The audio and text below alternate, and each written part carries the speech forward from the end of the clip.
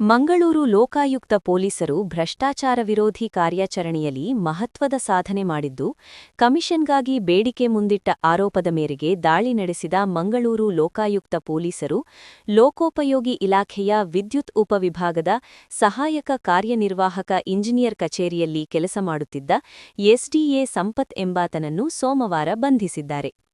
ಕರ್ನಾಟಕ ಸರ್ಕಾರದ ಮಾನ್ಯತೆ ಪಡೆದ ಪ್ರಥಮ ದರ್ಜೆಯ ಎಲೆಕ್ಟ್ರಿಕಲ್ ಗುತ್ತಿಗೆದಾರರಾಗಿರುವ ದೂರುದಾರ 2025ನೇ ಸಾಲಿನಲ್ಲಿ ಉಡುಪಿ ಜಿಲ್ಲೆಯ ವಿವಿಧ ಗ್ರಾಮ ಪಂಚಾಯತ್ ವ್ಯಾಪ್ತಿಯ ದಾರಿದೀಪ ವಿಸ್ತರಣೆ ಕಾಮಗಾರಿಗಳನ್ನು ನಿರ್ವಹಿಸಿದ್ದರು.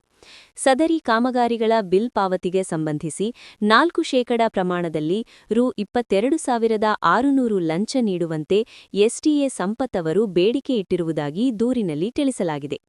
ಈ ಸಂಬಂಧ ಗುತ್ತಿಗೆದಾರ ಮಂಗಳೂರು ಲೋಕಾಯುಕ್ತ ಪೊಲೀಸ್ ಠಾಣೆಗೆ ದೂರು ನೀಡಿದ್ದು, ದೂರಿನ ಆಧಾರದ ಮೇಲೆ ಸಂಪತ್ ವಿರುದ್ಧ ಭ್ರಷ್ಟಾಚಾರ ತಡೆ ಕಾಯ್ದೆಯಡಿ ಪ್ರಕರಣ ದಾಖಲಿಸಲಾಗಿತ್ತು.